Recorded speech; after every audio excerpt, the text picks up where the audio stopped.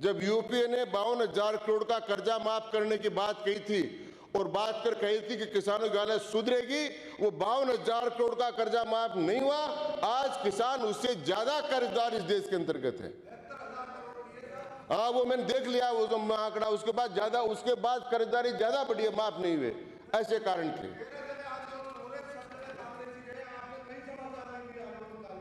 तो वो लेना चाहिए, मैं ये कह रहा हूं।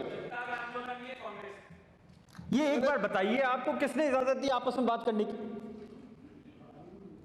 सामान्य सी भाषा में आसन आपसे निवेदन कर रहा है, और कोई भाषा अगर आप समझते हो तो वो बताइए, उसमें आप आपसे निवेदन कर दे।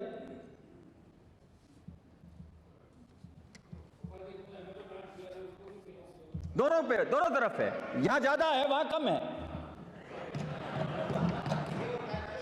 डॉक्टर साहब, माननीय उपाध्यक्ष महोदय, आप जब अंग्रेजी में बोलते हैं तो ये समझ जाते हैं, और हिंदी में बोलते हैं तो उनको समझ में नहीं आती। तो आप कृपा करके आप डांटते सब अंग्रेजी का प्रयोग कर लिया करें। और जो किसानों की स्थिति है राजस्थान में 61.8 पर है, उनमें 21% पर तो ऋण संस्थागत सरकार का ऋण बकाया है और 14.8% पर सहकारी समितियों का है और 42.9% बैंकों का है। तो ये जो ऋण है, जब तक किसान को ऋण मुक्त करने की हम कार्रवाई नहीं करेंगे तब तक बात नहीं होगी। ऋण मुक्त करने का पूरा पैसा देने का राज्य सरकार की सामर्थ्य नहीं है, मैं समझता हूं। इसलिए स्वामीनाथन कमीशन ने जो रिपोर्ट दी थी, उस रिपोर्ट को सरकार स्वीकार करे, भारत सरकार, और इसके लिए राजस्थान की विधानसभा में हमको प्रस्ताव पास करना चाहिए कि राजस्थान के किसानों की हालत खराब है, स्वामीनाथन कमेटी की रिपोर्टों को स्वीकार किया जाए। और जब तक वो स्वीकार नहीं होगी तब तक देश भर के किसानों की, उसमें राजस्थान के किसानों की दोहरी मार है, उनकी समस्या का समाधान नहीं होगा। यहां मैं उपाध्यक्ष महोदय आपके ध्यान में लाना चाहता हूं कि आर्थिक न्याय का भी बड़ा सवाल इसमें जुड़ा हुआ है।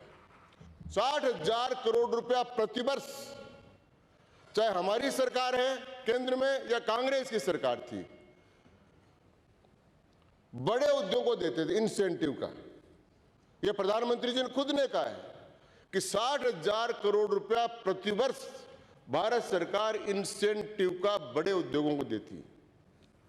अब जब तक किसान ऋण मुक्त नहीं होगा, जब तक उसको इंसेंटिव नहीं मिलेगा। आप बार बार कर्जा दोगे, बार बार कर्जा माफ करोगे, ये साइकिल लंबी नहीं चलेगी।